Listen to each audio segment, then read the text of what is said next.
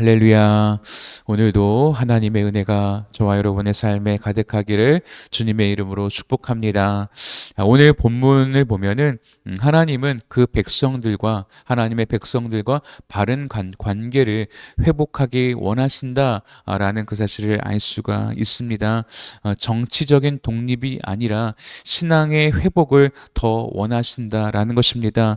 우리가 마주하고 있는 문제에서 회복되는 것보다 하나님은 신앙의 회복을 더 사모하라고 우리에게 말씀하시는 것이죠. 우리 1절 말씀 다시 한번 같이 읽어보겠습니다. 1절 말씀 시작. 봄비가 올 때에 여호와 곧 구름을 일게 하시는 여호와께 비를 구하라. 무리에게 소낙비를 내려서 밭의 채소를 각 사람에게 주시리라. 아멘. 자, 여호와께 비를 구하라. 이렇게 말씀하세요. 이것은 단순히 가뭄에서 벗어날 수 있도록 비를 내려달라고 하는 그런 말씀이 아니라 영적인 회복을 위해서 하나님께 나아가라고 하시는 하나님의 초대입니다. 성경에 보면은 비는 항상 이 성령과 관련이 있는 그런 말씀입니다.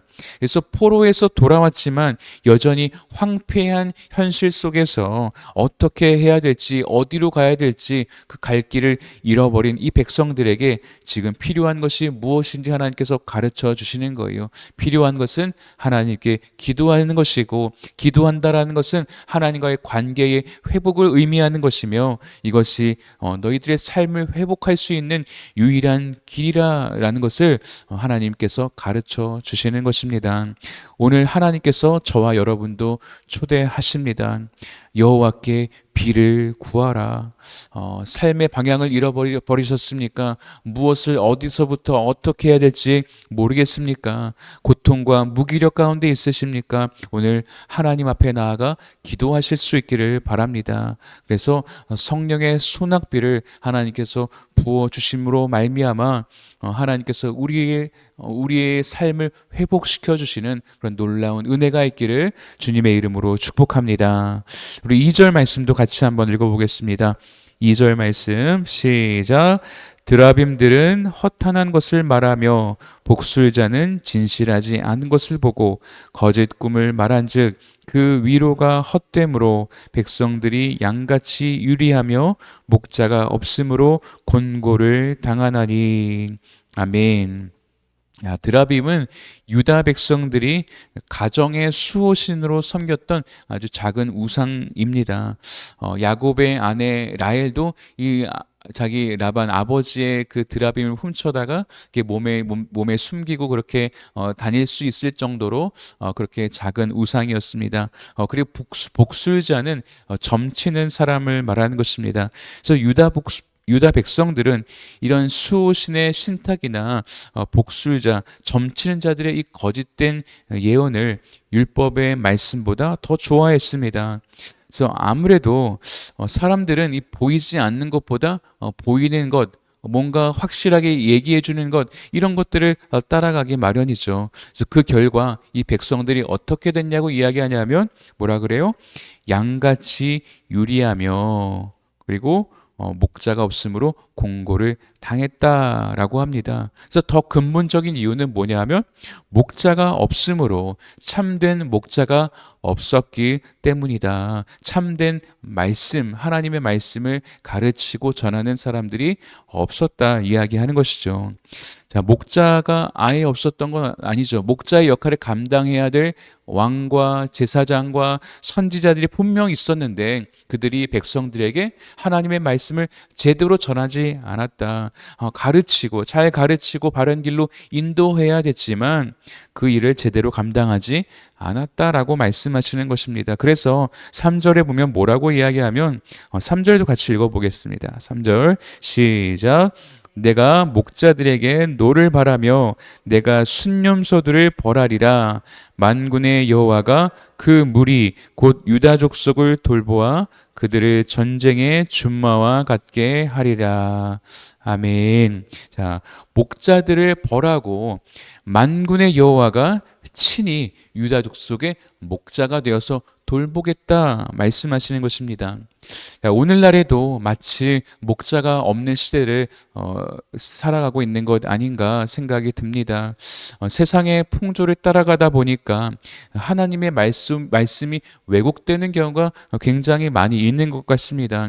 그래서 듣기 좋은 것, 또 말하기 편한 것, 그런 갈등을 일으키지 않는 그런 이야기를 하려고 하는 경우가 많이 있는 것 같습니다. 그런데 사람들이 그런 말씀을 더 좋아하죠. 더 편해하죠.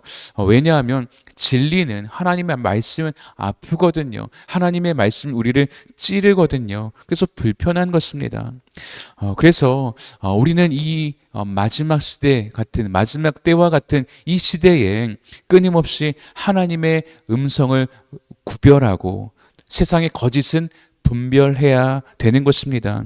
우리의 삶을 인도하는 것은 그런 달콤한 말도 아니고 어떤 사람도 아니고 돈도 명예도 아닌 것입니다. 우리의 인생을 이끄는 힘은 무엇인가 하면 바로 한 가감 없이 선포되어지는 하나님의 말씀인 줄로 믿습니다. 그래서 세상의 소리를 따라가는 인생은 뭐라고 이야기해요?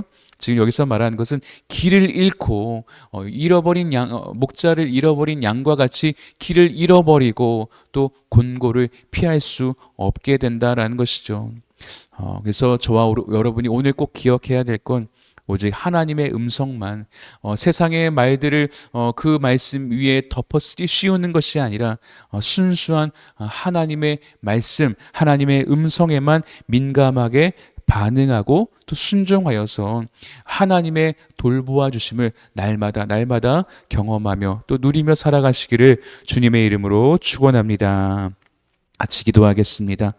살아계신 하나님 아버지 감사합니다. 하나님, 오늘은 지금은 어떤 때인가 하나님의 은혜를 구할 때인 줄로 믿습니다. 우리가 하나님과의 관계 회복을 위하여 하나님 앞에 날마다 나아가 하나님께 구하는 단비, 성령의 단비를 구하며 나아가게 해 주시고, 구할 때마다 하나님께서 소낙비와 같은 하나님의 은혜를 부어주심으로 말미암아 하나님 우리 안에 주님으로 인해서 기쁨과 평강이 넘치게 하여 주시고, 우리의 삶의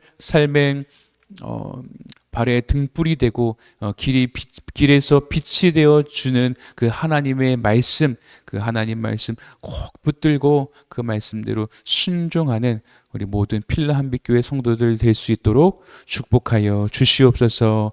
감사드리며 예수님의 이름으로 기도하옵나이다. 아멘.